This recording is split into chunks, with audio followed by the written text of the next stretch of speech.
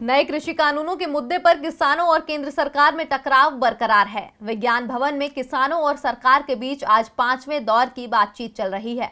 किसानों ने साफ कर दिया है कि वे अपनी मांगों से टस से मस नहीं होंगे। आज की बैठक में सरकार से दो टूक कह दिया गया कि आज ही फाइनल बात होगी, इसके बाद बातचीत नहीं की जाएगी। हजारों अन्नदाताओं ने दिल्ली की सीमाओं पर डेरा डाल रखा है। सिंघू बॉर्डर हो या फिर नोएडा से लगा चिल्ला बॉर्डर, अन्नदाता सड़कें जाम करके बैठे हुए हैं। इसी मुद्दे पर आज 5वें दौर की बैठक चल रही है। इस बैठक से पहले प्रधानमंत्री नरेंद्र मोदी ने सुबह कैबिनेट के वरिष्ठ मंत्रियों के साथ अपने आवास पर बैठक की। इसमें केंद्रीय गृह मंत्री अमित शाह, रक्षा मंत्री राजनाथ सिंह और कृषि मंत्री नरेंद्र सिंह तोमर इस मीटिंग में मौजूद थे। सरकार अन्नदाताओं की कई मांगों को मानने को तैयार भी हो गई है और कानून में संशोधन का प्रस्ताव भी अन्नदाताओं को दिया है। केंद्रीय मंत्री सोम प्रकाश ने किसान नेताओं से कहा कि सरकार पंजाब की भावनाओं को समझती है और उनकी चिंताओं का समाधान करने के लिए तैयार है, लेकिन अन्नदाता कानूनों को रद्द करने की मांग पर अड़े हुए हैं। आज की बैठक में अन्नदाताओं को केंद्रीय कृषि मंत्री नरेंद्र तोमर ने एक एक बिंदु पर जवाब दिया।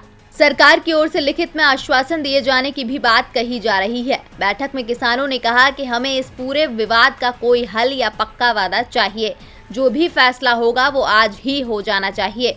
बार बार की तारीखों के चक्कर में हम नहीं पड़ना चाहते, इसीलिए आज के बाद आगे की चर्चा नहीं करेंगे। हरजिंदर सिंह टांडा ने कहा कि हम कानूनों का पूरी तरह से रोल बैक चाहते हैं। अगर सरकार हमारी मांग नहीं मानती तो हम धरना जारी रखेंगे। इस बीच अन्नदाताओं के आंदोलन को चौतरफा समर्थन मिल रहा है। कई दलों के नेता भी अब आंदोलन में पहुंचने लगे हैं और अपना समर्थन जता रहे हैं। अन्नदाताओं ने समर्थन के लिए उनका आभार तो जताया, लेकिन किसी दल के नेता को मंच पर जगह देने से मना कर दिया है।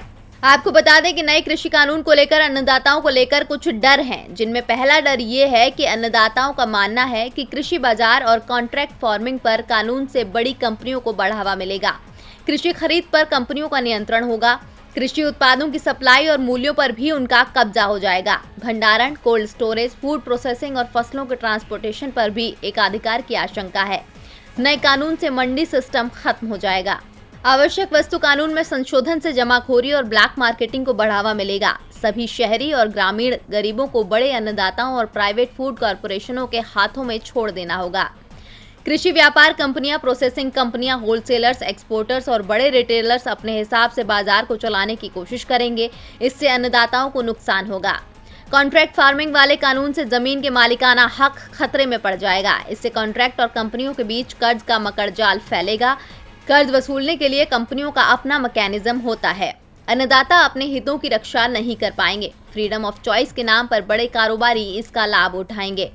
इस कानून में विवादों के निपटारे के लिए एसडीएम कोर्ट को फाइनल अथॉरिटी बनाया जा रहा है। अन्नदाताओं की मांग है कि उन्हें उच्च अदालतों में अपील का अधिकार मिलना चाहिए। कृषि अवशेषों के जलाने पर अन्नदाताओं को सजा देने को लेकर भी अन्नदाताओं में रोष है। अन्नदाताओं का कहना है कि नए कानून में आर्थिक तौर पर मजबूत किए बिना नियम बना दिए गए हैं। प्रस्तावित इलेक्ट्रिसिटी संशोधन कानून के कारण किसानों को निजी बिजली कंपनियों के निर्धारित दर पर बिजली बिल देने को मजबूर होना पड़ेगा। आज 5वें दौर की बैठक में कोई हल निकलता है या ये धरना इसी तरह चलता रहेगा, ये तो बैठक के बाद ही पता चल पाएगा। डीबी लाइव की रिपोर्ट।